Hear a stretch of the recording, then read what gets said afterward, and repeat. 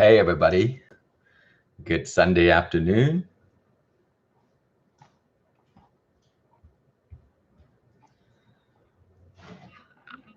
Hmm?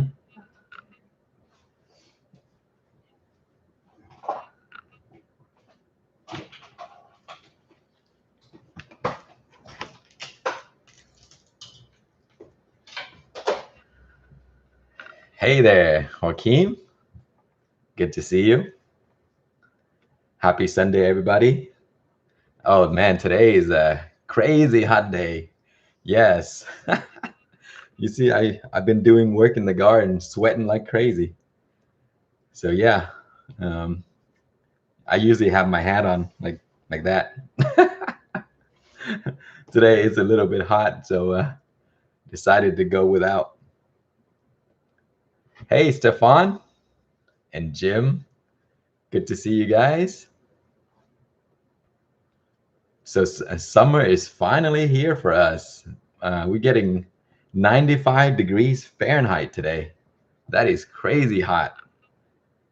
Um, Actually, 97 degrees. Man, I went outside today, and the plants are wilting. Yesterday we had some rain, so it wasn't that hot.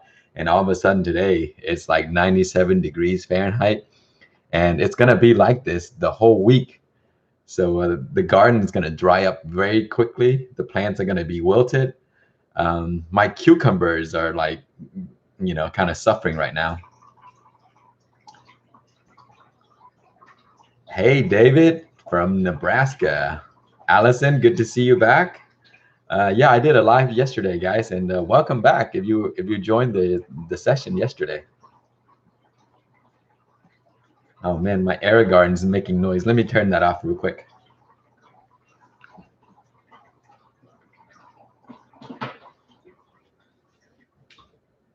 Okay, there you go.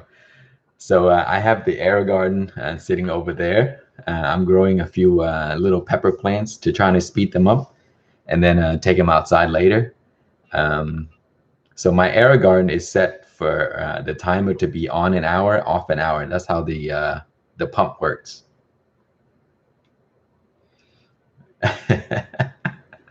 Oh man, Allison, it's midnight over there. I'm sorry about that. Maybe I should do it sooner next time. But the reason I do it at this time is because both of the kids are in bed. So that's the only time I have free time when they're not making all the noise and running, breaking things around the house. GTF, good to have you, my friend. How are you doing? Um, let's see. Oh yeah, cheers everybody. If you guys are having a beer, join me. It's really hot outside, so gotta have something refreshing. Hey there, Lee. Good to see you. Let's see. Uh, how's the weather where you guys are? Is it hot or is it, nice or wet or whatever? We just got out of the wet days, so all of May. I think the majority of May we just had rain like all the time. So finally the rain kind of stopped. So all of a sudden we go back. I mean, it's just like from wet, wet, wet, and then 97 degrees Fahrenheit. So it's a huge change. So the plants are like really suffering right now. A lot of my succulent plants, like some of the herbs and stuff, or cucumbers especially, the leaves are kind of like drooping because it gets hot too sudden. So I'm growing about 3 cucumbers varieties. I love cucumbers. I'm growing the Bayed Alpha, the mini Bayed Alpha, and then I'm growing the China Jade, and I'm also growing Armenian Cucumber. Guys, those Armenian cucumbers are amazing. They're like one of my favorite cucumber variety to grow. Um, I think that sometimes they call them the serpent cucumber because they grow in a shape of a serpent. They're huge. They're like, like I had one like 2 feet long, And they're not really cucumbers. They're actually melons. They're in the family of melons, but they taste like a cucumbers. You can eat them like a cucumbers, and they're great. Yes, you can pickle them too if you want to. Oslo, wow, 27 degrees Celsius. Um, I guess what is that in Fahrenheit? That's the thing about US. We know we use our own system, like the to measure temperature, and the metric system is also different. So it's like we had to convert everything. Well, why can't we use like liters and milliliters and all that stuff instead of like gallons and quarts and cups and stuff like that? It's so confusing.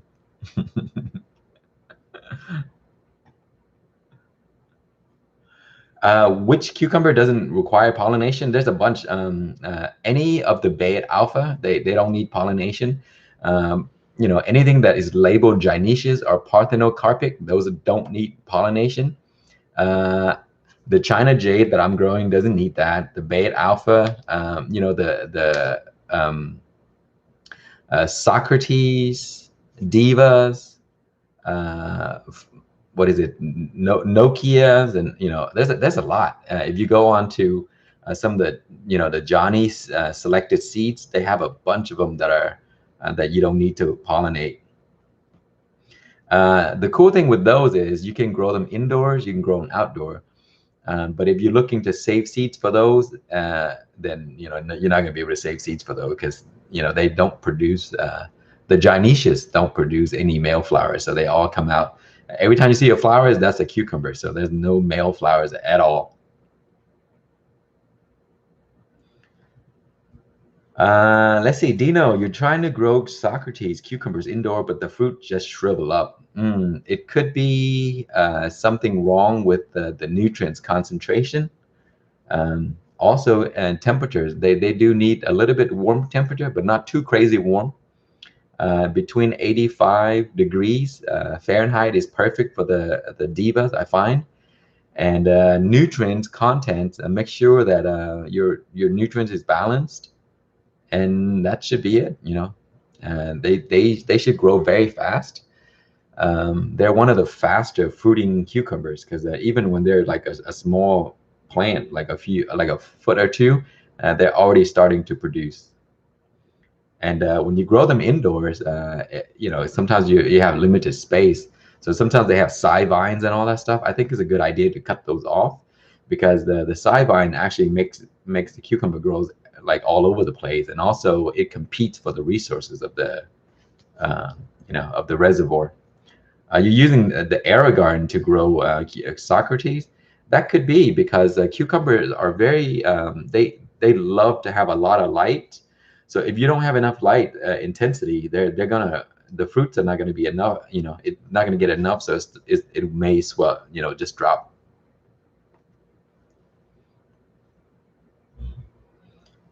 Using the AG nutrients, that should work because I that's what I used when I grew mine, and it worked just fine. Are there pests on the cucumbers, or are there root problems? Are they grown at all? Do they look healthy? If it is, then that is usually that the AG is enough for growing cucumbers. Hello, Sam from Quebec.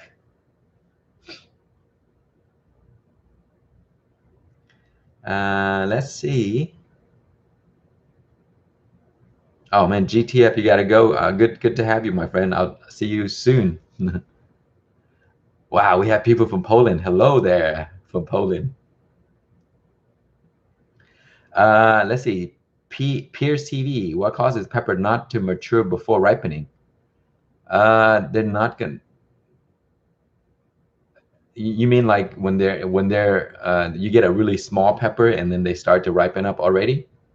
Because sometimes stress will cause the pepper to remain really small, but it start to mature and it turns red. In that case, it's usually because there's some problem at the root level. It's stressed. That means the plant can't take in the nutrients it needs to produce a larger fruit, and then the little fruit will start to just ripen up before it mature. Yeah. Are you growing in hydroponic or are you growing in soil? Because in hydroponic, I've seen that happen very, very often. And all it is it could be because of nutrients block out, or is imbalance in nutrients. So if you fix the problem at the root level, and then pick up those little fruits, let the plant start over, it should fix itself.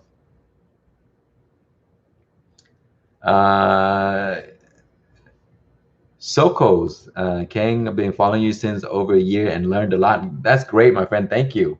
I'm glad you learned something from the channel. Sunil, 97 in Louisiana, man. We're neighbors. We are also getting 97 degrees. So yeah, it is extremely hot. It's like sudden heat, all of it. Yesterday wasn't this hot, and then today is crazy. So yeah, pepper plants don't really like to be under heat this extreme. They actually prefer between 70 to 85 degrees at the most. If it goes into the 90s to 97, sometimes 100, that is too much. You can either put them under shade cloth, or you can move them if you have them in a pot, move them in an area where they can get a little bit of shade, and they will perform much better than leaving them out in the crazy heat. I grow them in raised beds, so I don't have a choice. So most of my plants are like suffering like crazy right now. 27C is 78 degrees. Oh, 78 degrees is perfect. I guess it may be hot for people in Norway. But for us in Texas, 78 is perfect.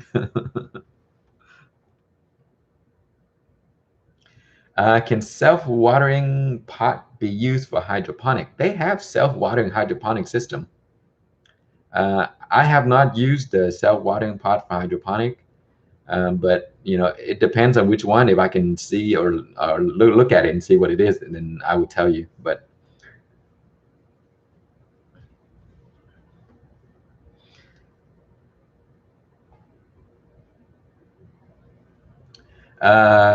goot juice hot sauce. Yes, your plants will drop flower after an extra long hot days. Yes, that is true. All of my plants are dropping flowers like crazy because of the heat. Every season is the same exact thing. And because of that, I actually, if there are one or two fruits that remain, I actually just pick them off, just to let the plant start over. Usually the heat doesn't cool down until like October here in North Texas. And so in October is when you let the flowers stick around by then, and then you get a good harvest at the end of the month, or early November, because our season is very long. We get all the way up into November, sometimes even December. Last year, I had my sugar rush peach that survived all the way up into February, when we had the crazy storm that killed it. But yeah, it stayed alive for a long time. I mean, if the storm wasn't there, the crazy storm that we had, I think my sugar rush would still be alive right now. No, I don't use soybeans fertilizer. I've never seen it before. So Dino, yes, I have had aphids this year. Actually, I get aphids every year. Usually they start around late March, and then that's usually when I start to notice them. Mine hasn't been too much of a problem. The reason is I kind of know what happens a lot of the times. Usually, but in March, right, they start to come out, and then you see a few, and then there's other bugs that would come around and eat them, or like the parasitic wasps and all that stuff that would lay eggs in them. So they always fight each other. And if I notice that if I fertilize heavily, then I always get like an influx of aphids. So watch your garden. Don't over fertilize. If you over fertilize with high nitrogen content, it actually makes the plant really weak, and then it attracts the aphids also. So the best thing to do is to have a balanced soil that is good. That way you don't have to fertilize too often. And those fertilizer will always bring aphids to the plant. It's really crazy. So if you ever notice that you have like a huge aphids population attacking your plants, just reflect back and say, did you fertilize lately? And usually it is the case, you fertilize lately or you over fertilize, when then you get aphids like crazy. But yeah, they're when they're outdoor, they're not too difficult to treat. If you get a huge amount on one plant, you can actually just use a sprayer like the jet spray and spray them off, or you can use your finger and crush all of them and then spray them off, and then you take care of them. But if you have aphids indoors, that's a bigger problem, because then you got to take the plant outside. You got to do this treatment. You make sure you got to kill every single one of them, because if you leave a few, it comes right back.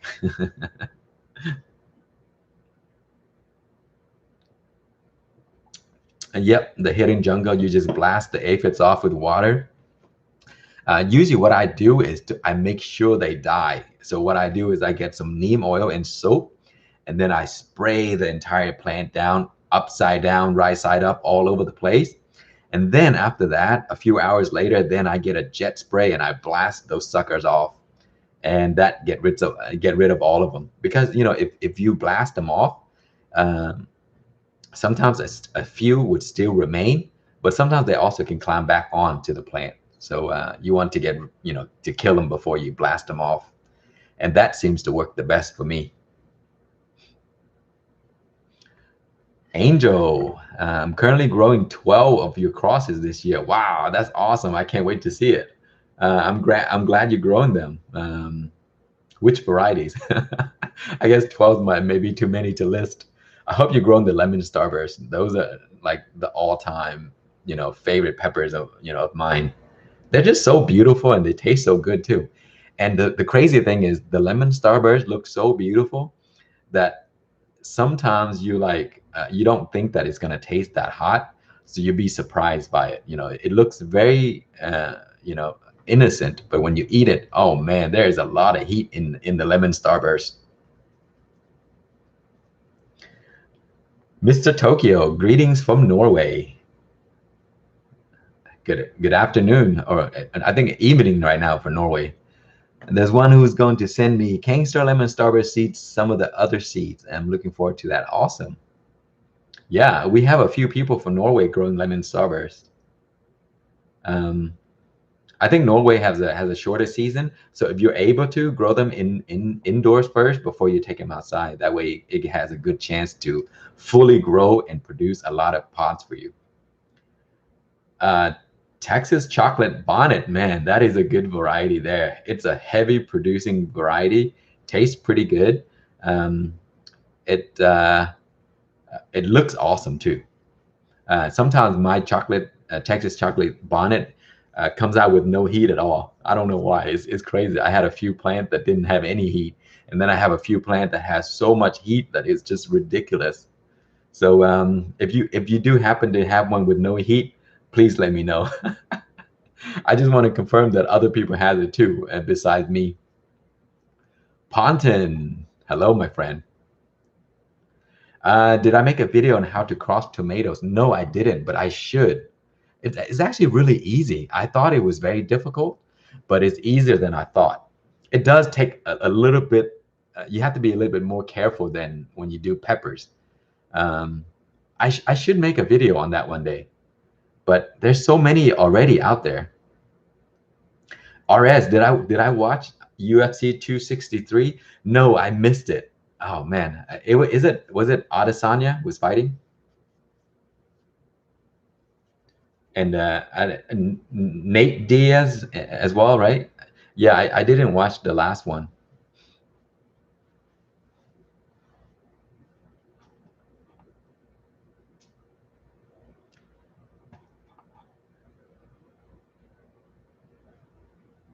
Oh, Angel, you're growing the lemon starburst and the red, which is the scarlet rose and the peach star kiss. Awesome. Those are the three best looking peppers in my garden. I'm growing those same ones this year as well.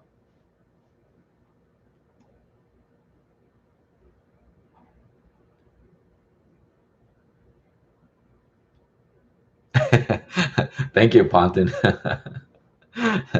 Yeah, yeah, you know what? I should try to do one on tomatoes. That way, I have a pepper one and a tomato one.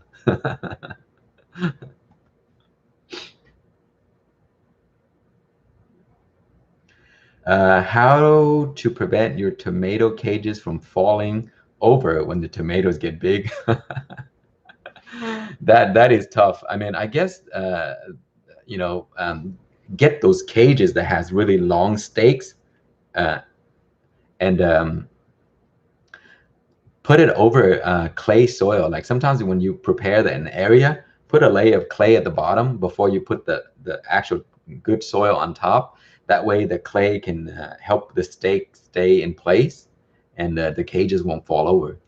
I have my raised bed sitting on clay soil, and that seems to work. My cages never fall over. But the tomatoes usually grow up and over the cages, and then they'll swing over on their own, but the cages still stay in place.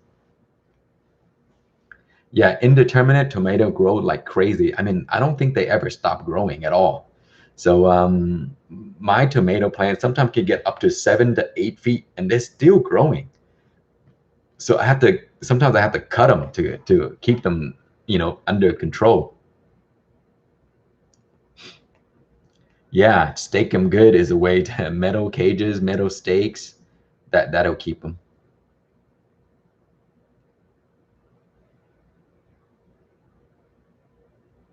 Yeah, Allison, you must grow some of the KS peppers, especially the lemon starburst, the peach star kiss, the scarlet rose, the white ties. Those are the ones that you should grow. They're so beautiful, and they taste great too. And if you grow them in the garden and you have people over, they're gonna ask about it. Everyone that comes over always asks about my white tie variety. They're just awesome looking.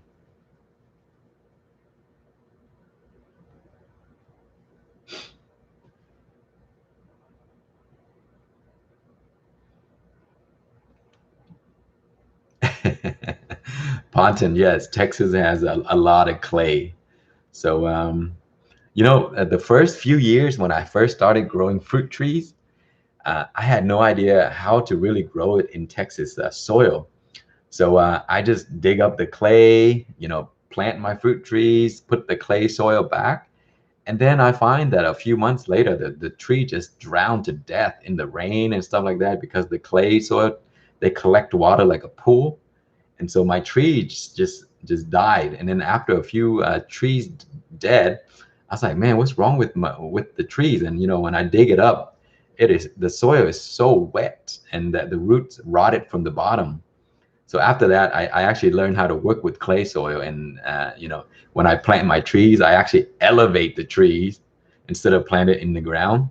And man, it's working great right now. My trees are doing amazing, but it took like a few mistakes and a few years to actually learn how to do that.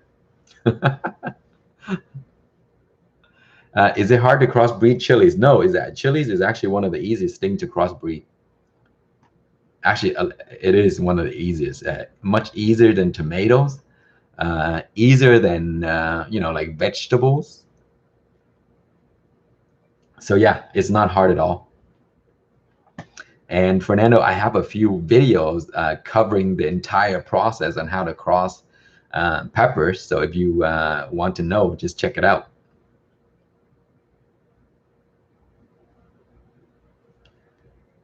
Wow, Angel, you're growing some of the best things. Um, yeah, definitely the KhangStarr Yellow is an awesome variety, by the way. It's great. You're gonna really like it. I love the Stargazer too, and the Starscream is like some of the most productive peppers out there. The Lingria, for sure, is extremely productive, produce very early, and they don't grow very big either. They can grow big, but they don't. They usually, if you allow them to fruit early, they remain small, but you get pods all over the place, and they're pretty. They're pretty too. So it's a good ornamental that tastes good.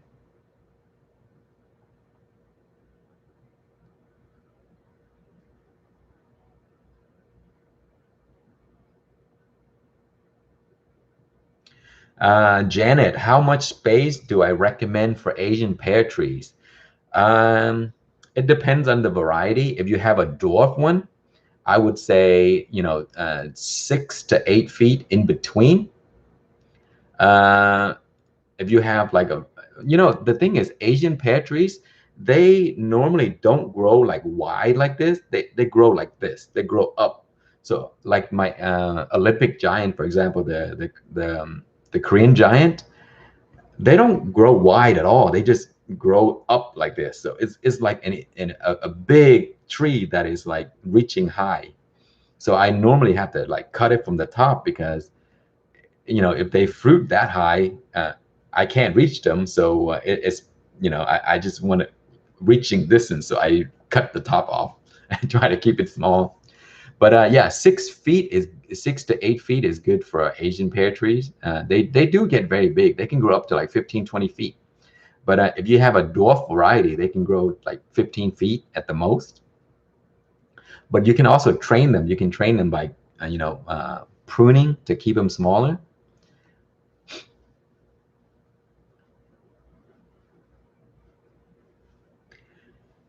And with Asian pear trees, what they do is they always have a central leader. What that means is there's always a branch. Even when you cut them, the next bud will grow up and it grows up in its place, and that's a central leader. So you kind of prune the other branches around that, and that they're really easy to maintain, and they grow really fast too.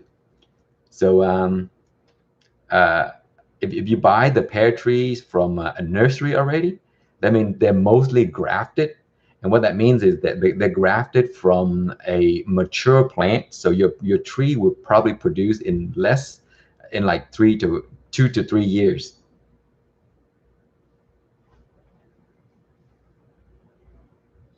Also, since we're on the topic of Asian pear, guys, I'm growing around 6 varieties of Asian pears.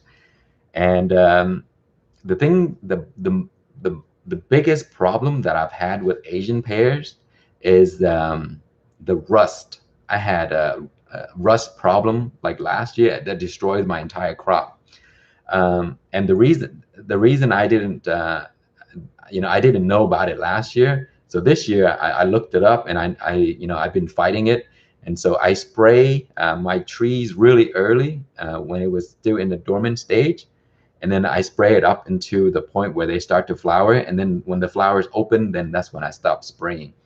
And it's been working. My trees, I mean, they're fruiting everywhere. I got a ton of fruits, like hundreds and hundreds of pears right now. I have four four trees and a few hundred fruits on them. I mean, Asian pears are they're extremely productive. And yeah, because I actually kept watch on them. The fruit stick this year. I don't have any of the rust issues, and the pears are looking great right now.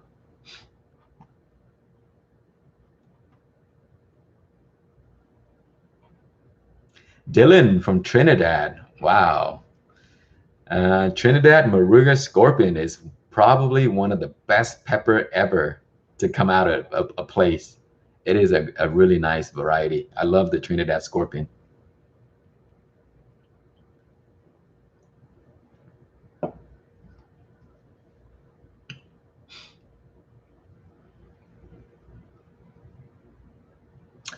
Yes, I did review the pepper that was sent from Spain.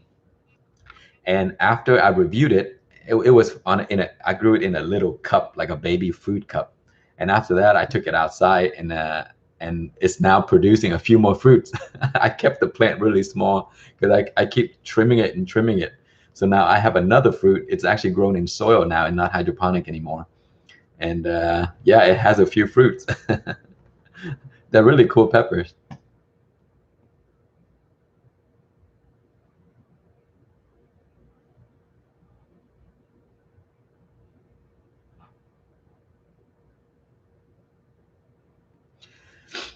Let's see.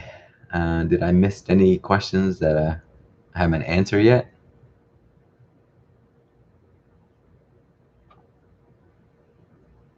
Oh, and someone said, can I cross a hot pepper to a pear? No. You can't cross peppers with pears. Peppers can only be crossed with peppers.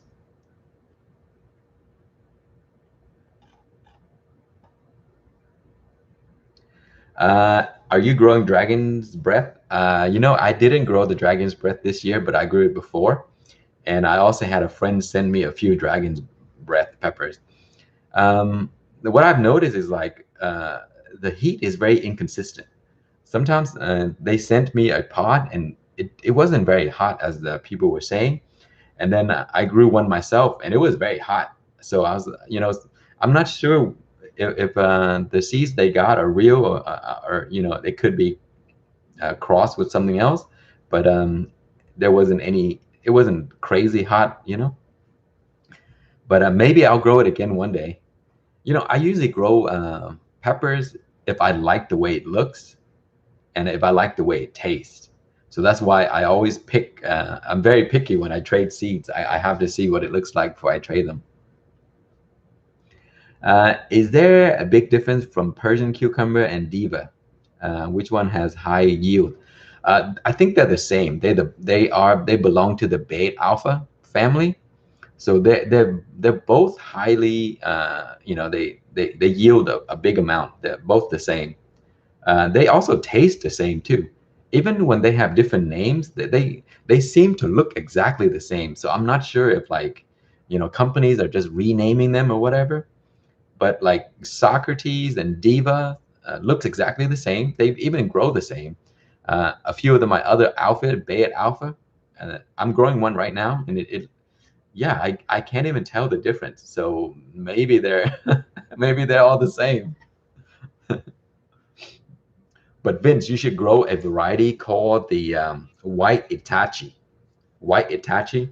Oh man, that variety is awesome. I grow it for like 2 years, and the cucumbers are really big and they're white. And if you harvest them when they're not fully grown, they're super crunchy and they taste so good. And because of the color, you put it in a salad, it just brightens things up. And because it's a white cucumber, people ask about it a lot too. It's strange to them. But the white Itachi is awesome. It's parthenocarpic, so you don't have to pollinate. They just pollinate themselves. So you can, the parthenocarpic, I mean, they produce both male and female flowers, but they don't need to be pollinated to become a fruit. So it's really cool. But that fruit would not have seeds to save. The only way you can get seed is they actually get pollinated. Oh, Persia, white emerald is a good one too. I have not grown that, but maybe I should look into it. I love cucumbers. So every season I try to grow some different cucumber.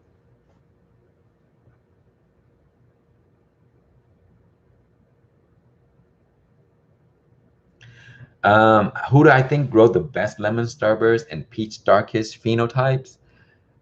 There's so many people, but the best one I've seen so far for the peach darkest is Jared. Jared on Pepper Lovers. He grew the one of the better looking peach darkest, and also Nate Fuentes on Pepper Lovers. Man, he grew some amazing peach darkest and even the lemon starburst. So I mean, now the lemon servers is pretty stable now because it's been in the really late generation. So the shapes and size is going to be very consistent.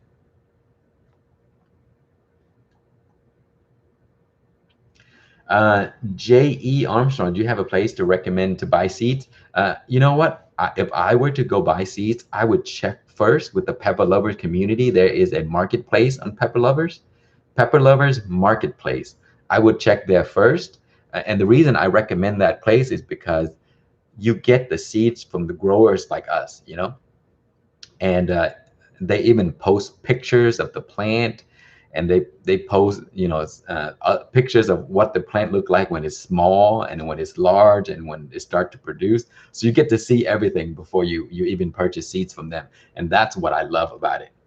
When you buy seeds online, you see a picture. That's it, a picture, just one picture, and you don't even know what the plant looked like. And maybe they picked the best looking pod out of the whole, you know, field of peppers, and then, you know, it's just you don't get to see what the plants look like. But if you go to the pepper lovers marketplace, you're definitely going to see everything. You can even ask the seller for pictures, or you can talk to them, you know, to ask them about how they rate that variety and all that stuff. So it's the best resource for me. So I would check there first before I check anywhere else. Yes, Hakeem, I agree. Nate is awesome. He grows some of the best phenotypes that I've seen. He and I really love the Bahamian goat. I think there's no other person that loves the Bahamian goats as much as I do, as much as Nate does. We have a huge appreciation for the Bahamian goat, and he grows the best looking pheno. So yeah, definitely Nate is a good one.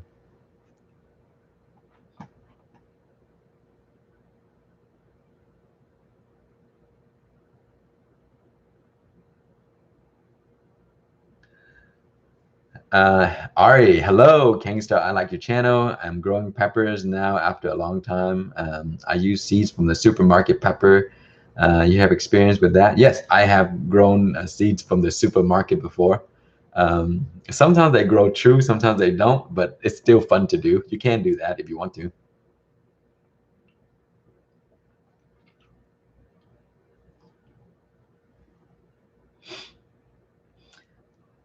Austin, got my first hydroponic plant to fruit.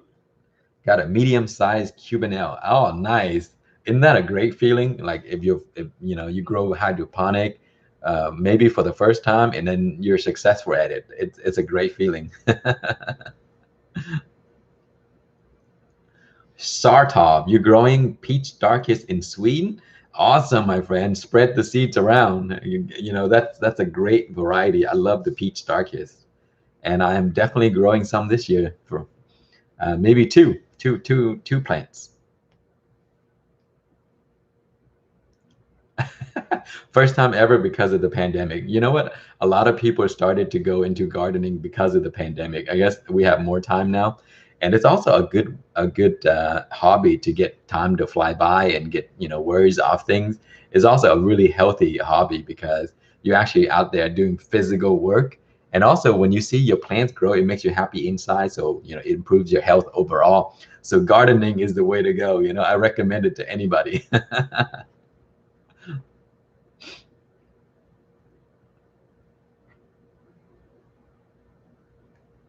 Yeah, Allison, you're right. You grow from the supermarket, they don't grow true. And the reason for that is because in the supermarket, right, they grow it, they have the huge production land where they grow peppers of various varieties.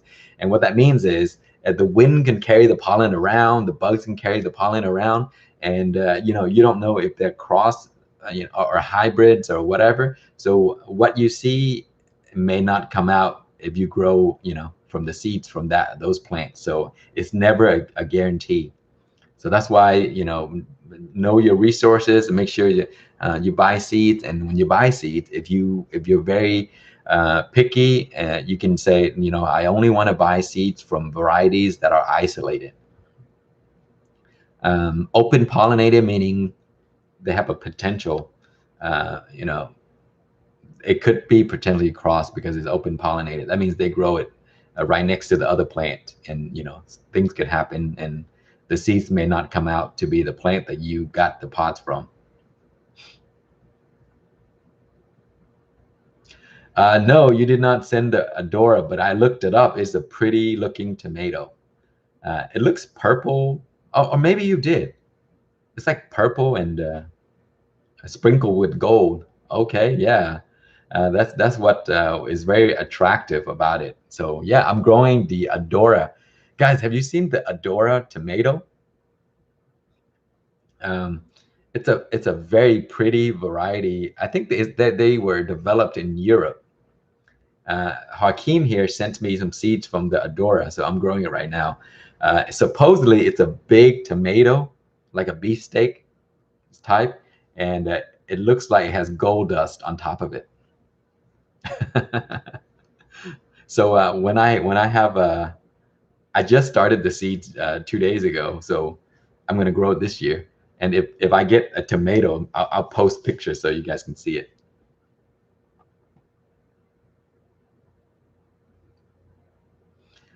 John, let's see. Can I put 3 plants in a 5-gallon bucket? Habanero and Spanish pepper? No way. Uh, 3 plants is too much for a 5-gallon. You know, actually, 1 habanero plant is enough. Even then, the habanero will outgrow that bucket. You know, super hot or habanero are really big plants. So if you put 3 plants, what happens is they're going to compete for resources, for one. Another reason you shouldn't do that is because one plant may overgrow the other, and it's going to start to shade the other ones out, and the other one will be blocked, and it won't grow at all. So 1 plant per 5-gallon, especially for habaneros.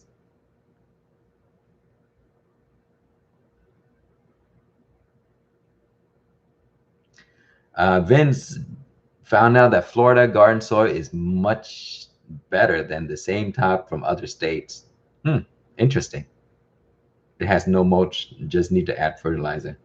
Oh, interesting. Yeah, maybe because they're near the shore or something, maybe. Let's see. Uh, Alice said there is a chocolate cherry that has also gold sprinkles. Pretty neat. A tomato that looks like it has a gold sprinkle on it.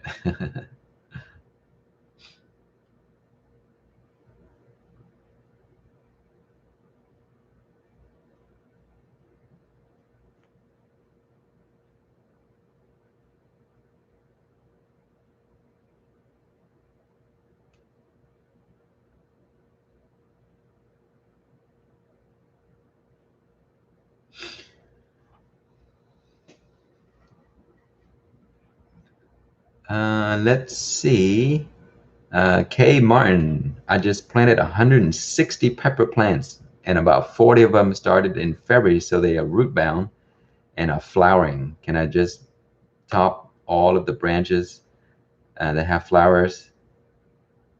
If they're root bounded, uh, then that means the pot is not big enough. So if you're gonna, you probably need to transplant it into a larger pot. And yes, you can pick off the flowers, even pinched off, like you say, topping. If your season is long, if you have a long season, definitely you can do that. If you have a short season, when you pinch it off, it actually set the plant back. And what happens is it is going to take like 3 weeks or so to recover, and it maybe even a month. And by then, you may not have like the long season to keep the pepper going and growing well. They usually need around 5 months to be full grown size. So okay, you transplant them into the ground. Yeah, absolutely. You can pinch the flowers off if you want, loosen up the root to help it move around. And then if your season is long, and if you don't want to just pick up the flower one by one, yes, cut off the branches and have them start over. I do that all the time, actually. I just did a few just now. Uh, I have a few plants that are like, a few inches tall, and they already have flowers already. So I just cut the top off because I'm too lazy to pinch off the flowers. And I have a long season, so it doesn't matter. So, by the end of the season, you're going to see those plants going to become enormous again.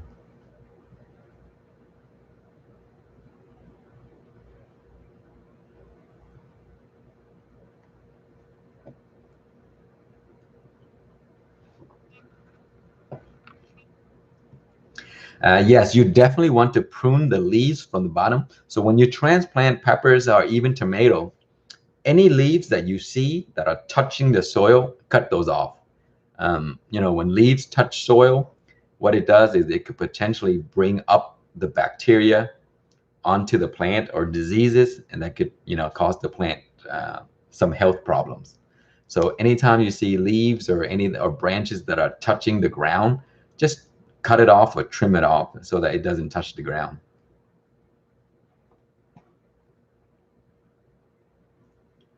Lorax, does pepper lovers community sell lemon starburst plants? I don't know, but you can definitely trade for them. Definitely trade for them. Many people are growing it, so make some friends. You can they'll probably just send it to you, or if you have something to trade, somebody's gonna trade. There's so many people growing them.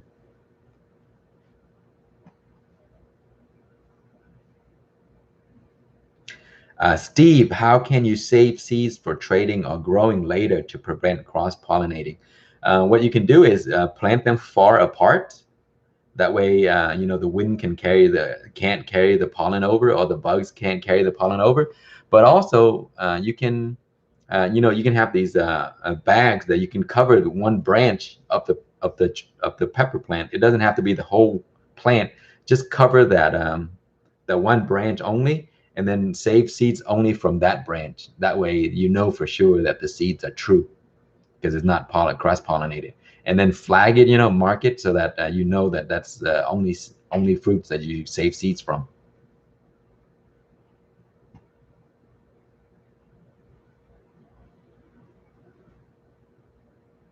Yes, beat me up, Mr. Scott. Sugar Rush Peach takes forever to ripen. Yes. I think I said that in multiple videos. Man, that the Sugar Rush is an awesome variety, and it does taste really good. It's kind of sweet, a little bit spicy, very fruity, and it's a large pod, so great pepper overall to grow.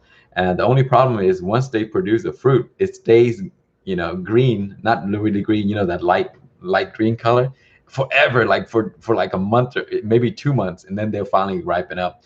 But as soon as they ripen up, the whole entire plant start to ripen at the same time. So it's weird. So you got to start picking right away.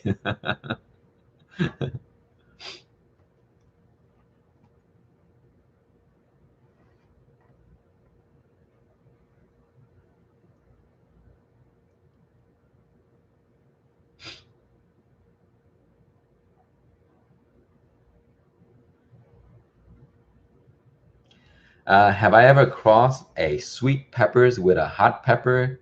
What was the result? Usually, if you cross a sweet peppers with a hot pepper, it's going to be hot. And yes, I did. That's how my Lingria variety came about. I took a sangria, which is an ornamental variety with no heat, yeah. And then I crossed it with my Limzo, which is a variety that with heat, and all of the offspring after that comes out really hot. So yes, if you cross a sweet with a hot, it's going to be hot. I think the hot, the spiciness is a dominant trait.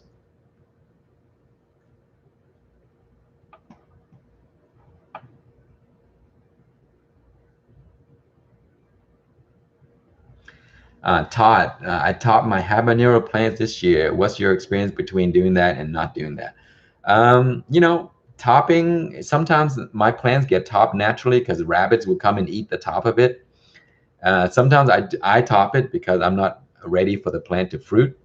And my experience is that as I mentioned, my season is very long, so the plant has plenty of time to come right back.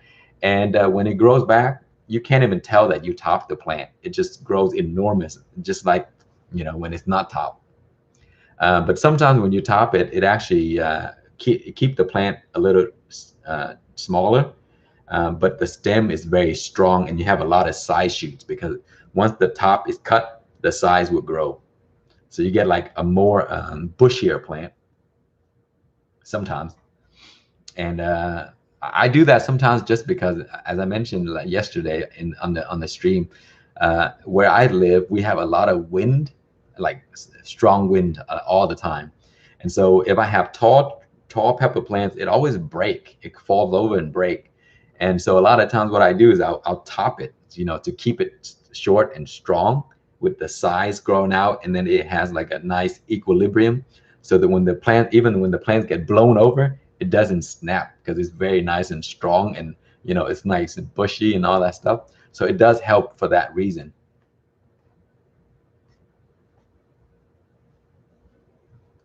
When is the best time to collect pollen from a hot pepper flower?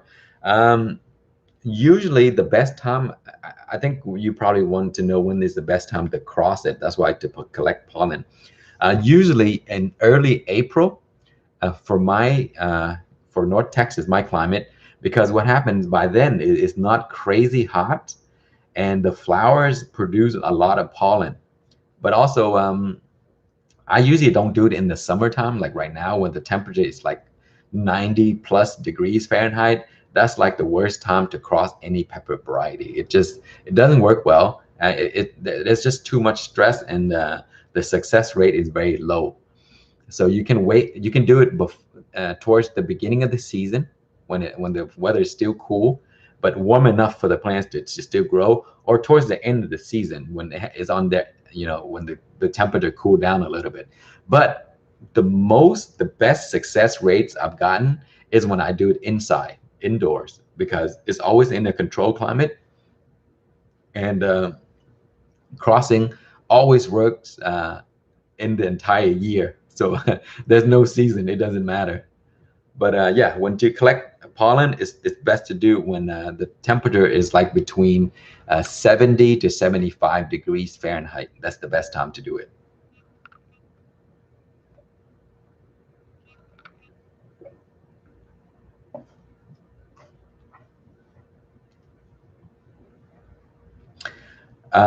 Ken, some of the pepper plants are flipping upside down when I try to harden them off. Is that normal? Yes, it could be normal. What happens is if you have your plants inside, uh, to start, and then before you take them outside, you have to go through that period of harden them off.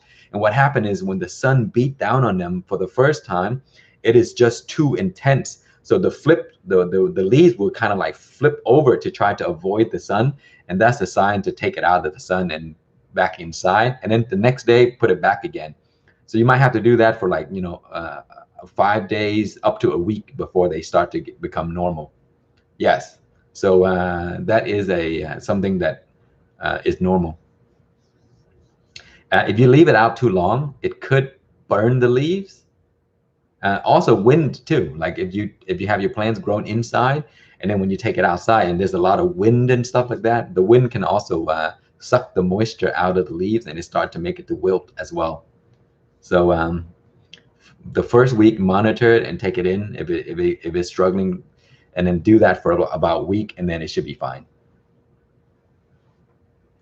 Can you store pollen? You know what? Actually, I tried that, and yes, you can. Uh, what I did was I took pollen, right, and then I put it into a little container. There's a little cap container, and I put a little few rice grain in there, because the rice grain would suck the moisture out of the air, so that when you store it with the pollen, it keeps the pollen dry. And but the thing with that is usually pollen is only good for up to 24 hours. After that, it's just the success rate is much lower, because the pollen is not viable anymore. So usually what I do is when if I were to cross peppers, I grow the varieties at the same time. So that way I can collect the pollens, and a few minutes later pollinate, and that gives you the best success. But yeah, you can store pollen, but you can't store it for very long.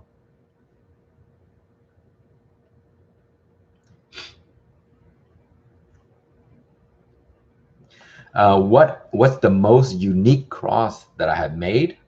I would say the lemon starburst is probably the most unique in terms of you know being so pretty and so hot, at the same time, and also tastes good.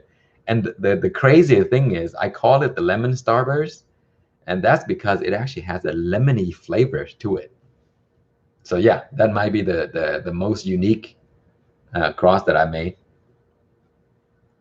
I made a bunch of other ones. The the peach pumpkins is also really really unique. So if you haven't seen the peach pumpkins yet, check out the review video that I did on it. It's a very pretty variety that, and I carved little faces into them on Halloween's, and it looks just like a jack-o'-lantern pumpkin. Am I still growing succulents? I would say no, but they're grown on their own. I have succulents all over the yard, and I have this variety of succulents. Like, guys, I'm not even joking with you guys. So, like, the leaves would fall off, right? It would just fall off, and it's sitting under like 90 degrees conditions, like all day, every day, and it grows on its own. No water, no soil, no nothing. It just grows. And I have hundreds and hundreds of little succulents all over my driveway. And this is without soil. There's no soil and there's no water, no nothing. It uses the moisture that it kept in the leaves for like a week or two, and it starts sprouting the little baby plants. So I have it everywhere. And also, even the snowstorm that we had in February, it killed everything except my succulents. My succulents is still alive and it looks like nothing happened to it. Oh man, I should do a garden tour and show some of the succulents. It's amazing. And they're just everywhere. I mean, I can't get rid of them even if I want to.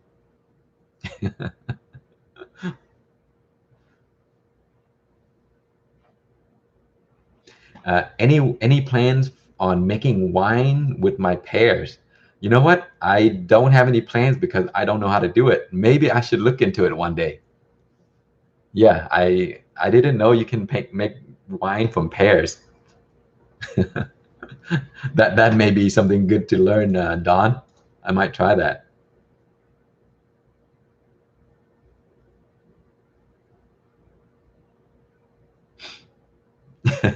Yeah, I'm definitely gonna try it.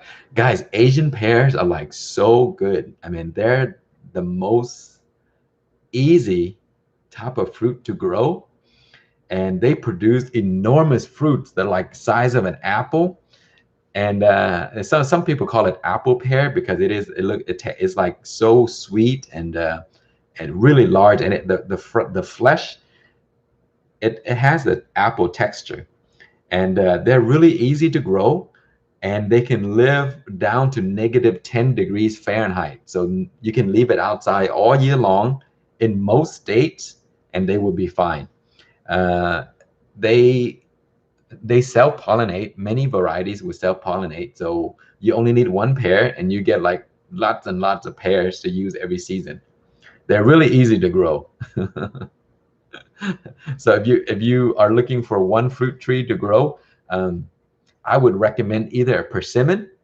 It has to be the Fuyu variety persimmon, or Asian pears. Those are the only two fruits I would grow if I would to only have those two to choose from. Like, I would choose it over apple, peaches, apricots, plums, and all that stuff. So yeah, I recommend Asian pears and persimmons.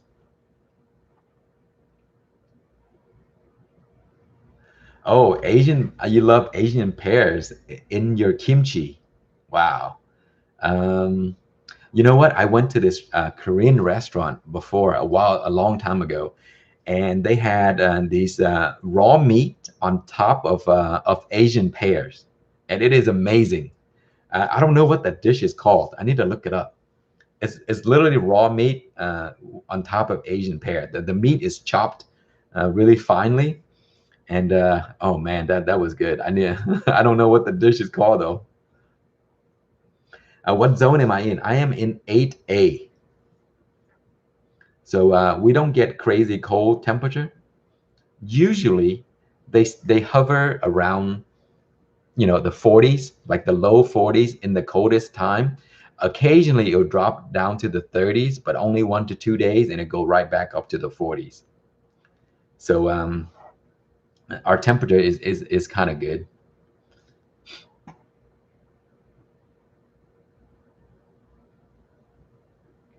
Sam, you are in zone 3B. Oh wow, very cold, huh? Luke, I'm in zone 7B. Could I make it work? You can make it work with pears if that's what you're asking. Yes, definitely. Asian pears can grow in zone 7B. Yes, there you go. Ervin said that pears are natives to Europe. 7B is fine. Yes, 7B will work for Asian pears. They can go to the negatives, like -10, 15 degrees Fahrenheit, and they still be fine. And even persimmons too. Persimmons can go down to the negatives too, and it's fine, because we did drop down to 0 degrees Fahrenheit for like a week this year. Nothing happens to my pear tree. Nothing happens to my persimmon. They're basically like apples. My apples are fine too. So definitely will grow them.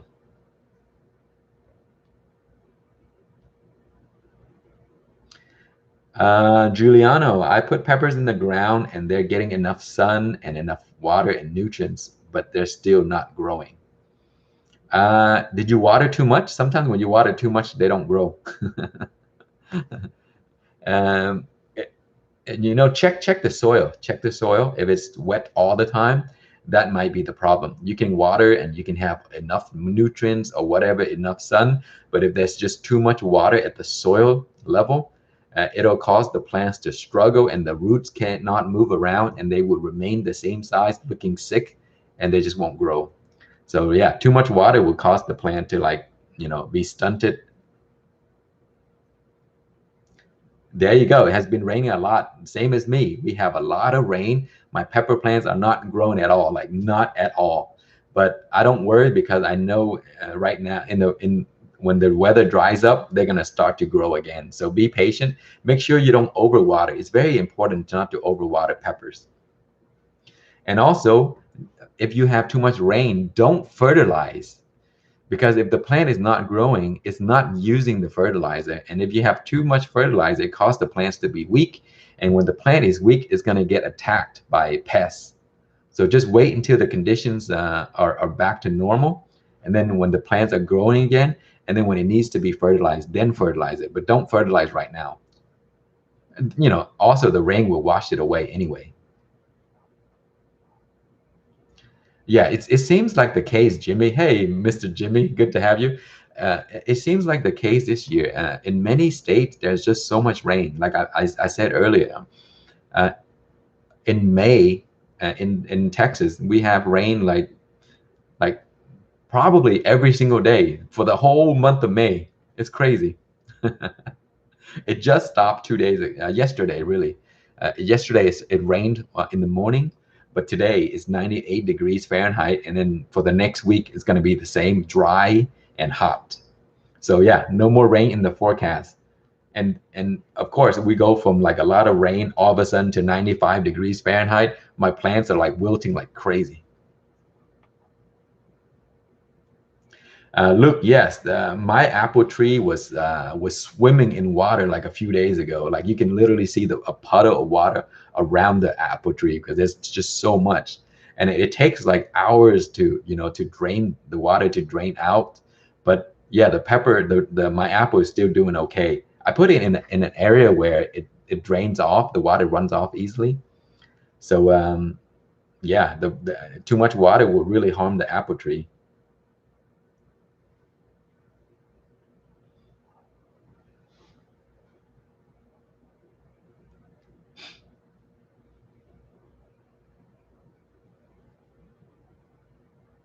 Yes, look, isn't that so crazy? Like half of the US states are dry as crazy, but then the other half is soaking wet, Man, why can't we just have the dry state get some of the rain, Then we can get dry up a little bit, and then everyone will be happy.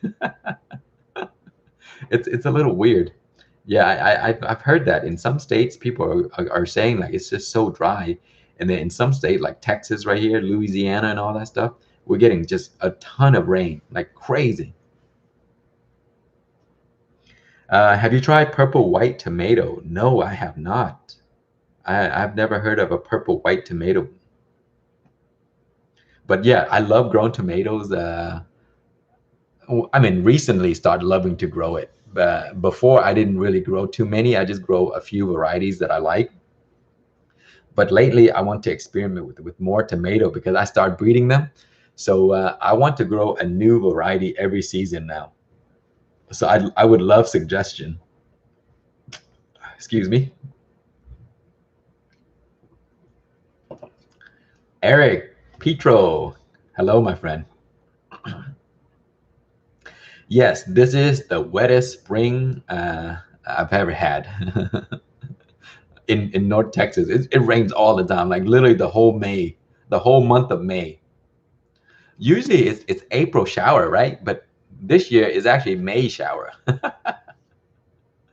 We get showers like all the month of May. Have I ever grown tomatillo? Yes, I have. I've also grown other things that look like tomatillos, like the ground cherries. I love ground cherries. The ground cherries, guys, are like the sweetest fruits that you can grow, and they grow so easy.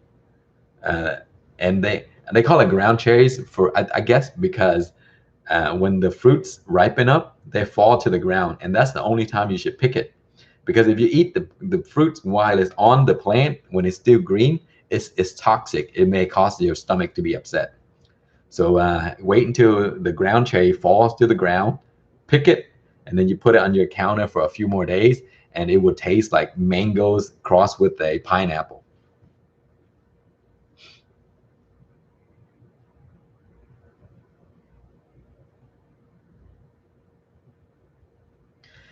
Yes, Eric, you're right. Usually we get rain, a few hours in the day and then it goes away. But yes, lately it just rains all day, like the entire day.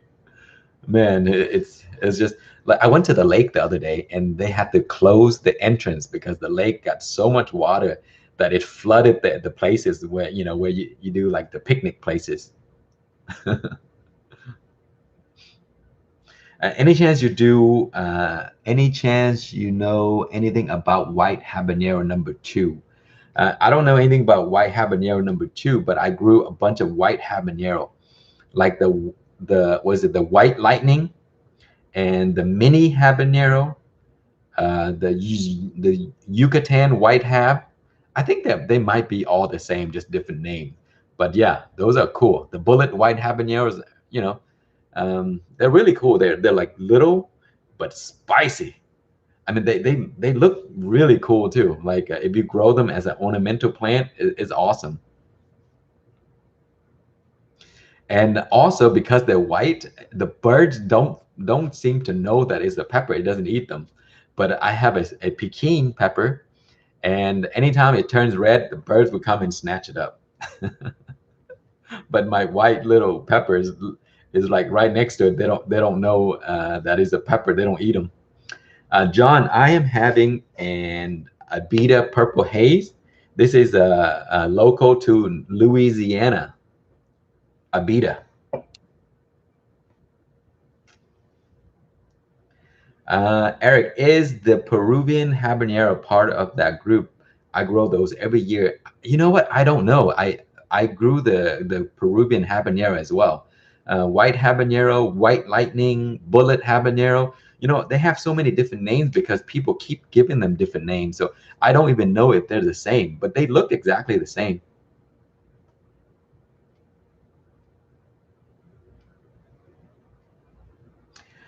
Let's see. Is it Rack? Rack. Hey, Kane, could you give me some tips on making ahi lemon drop more bushy? My slugs. Let's see. My plugs are broader. Uh, if your plant is leggy, that is because it doesn't get enough light. And if you get the plant that is already leggy, what you can do is you can plant it deeper, and then only leave a few parts of it exposed. When you plant it deep, what it does is it keeps the roots may grow out of the area, and then it keeps your plants really strong. But also you have to give it a lot of light, uh, a lot of sunlight. When it gets a lot of sunlight, it's going to become strong again. And if it's still bushy, just pinch the top a little bit and allow the size to grow. And that also helps with the plants being much, much bushier and stronger.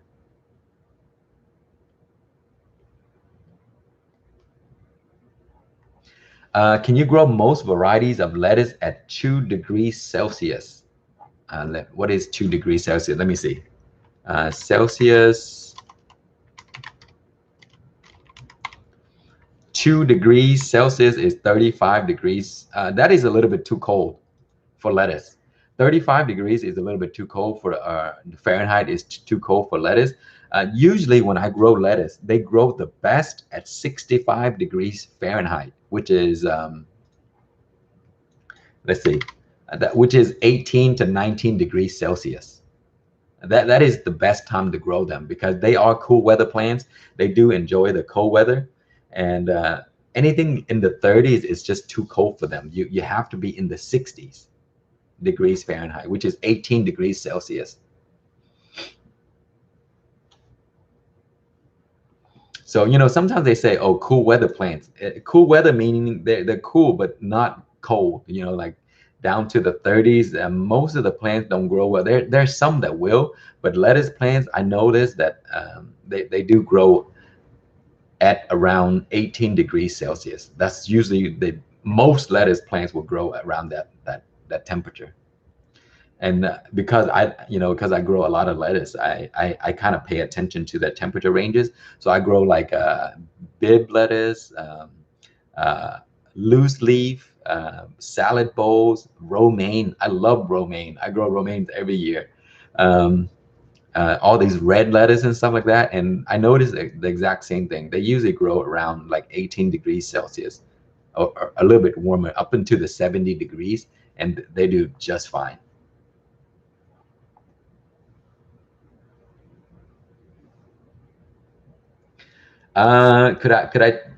Okay, could you tell me more about peppers and lemongrass as companion plants? You know, I did that one year. I grow lemongrass next to my peppers, and it's an experiment that I was trying to do. I don't know for sure that it's actually worked, but the lemongrass, because lemongrass has this very different aroma, and so the bugs don't really like the lemongrass. And so I figured, like, you know, if I grow lemongrass around the pepper plants, it can deter the bugs. Or if you can grow onions around the plant, it also deters the bugs. And it does work.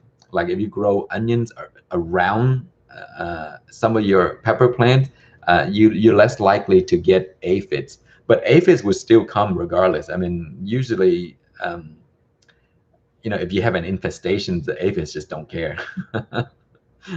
But that was just an experiment. So I can't confirm that it worked, but the plant that I grew with the lemongrass didn't get as many pests as the others. What type of peppers, what type of apples do I have? I have the Golden Delicious, Red Delicious, Gala, and Fuji, all in one tree. So it's like a 4-in-1 apple tree. Does marigolds deter aphids? I'm not sure, but marigolds will attract some of the beneficial insects that would eat the aphids, like the hoverflies. Somebody mentioned hoverflies will come if you grow marigold. Also, I always see mantis, praying mantis. When I grow marigolds, they're always around. But the thing with mantis is that they're super cool. But they'll eat anything, the pests and the good bugs. I've seen the mantis eat like my bees and stuff.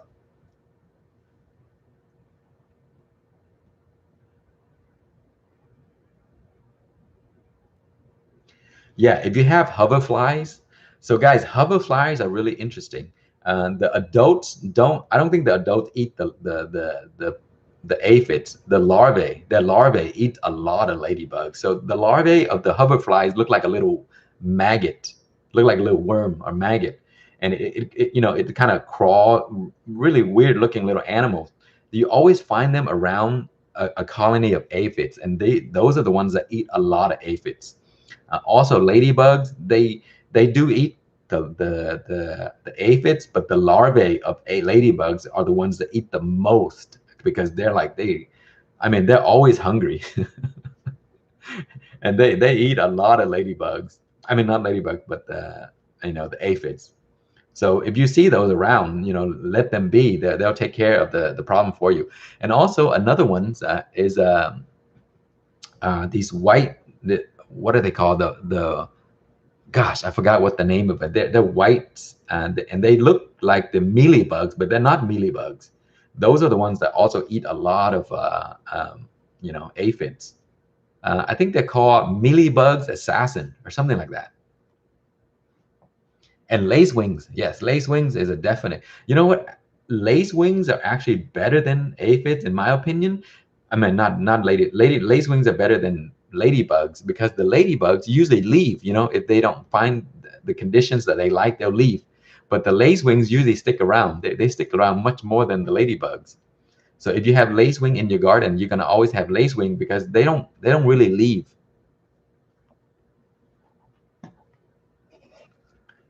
Cheers, everybody! Happy Sunday. Wow, we have 94 people. Thanks for joining me, everyone.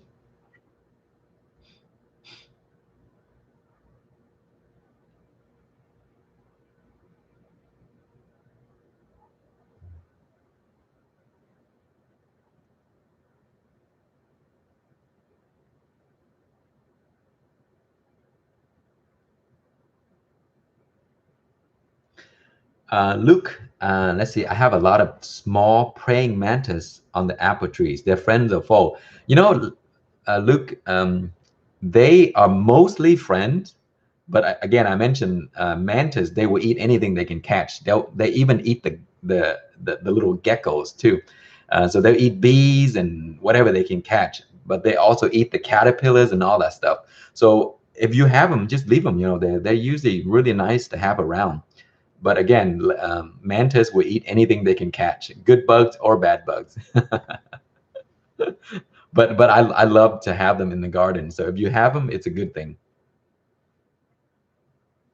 Khang, do you have any experience with Ahi omnicolor? Yes, Zachary. Did you? I'm not sure if you saw my video from last year. I grew two kinds of Ahi omnicolor, and I actually crossed my Thai with the omnicolor. So I can't wait to show it to you.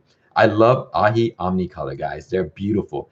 The ones that I grow, for some reason, I have a large ones, the one that grows enormous pods, and there's one that grows the regular size pods. So I save seed from both variety.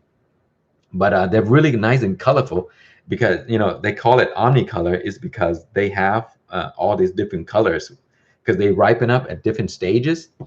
So, you know, you get purple, white, orange, and red. And they taste very nice too. And they're not very hot. So you can actually eat them. And they taste nice and fruity. They're one of the prettier ahi variety. So look, if you're looking to grow something, they're highly productive, very, very productive. They produce a ton of peppers and they look amazing. All right, guys, so I have to get going now.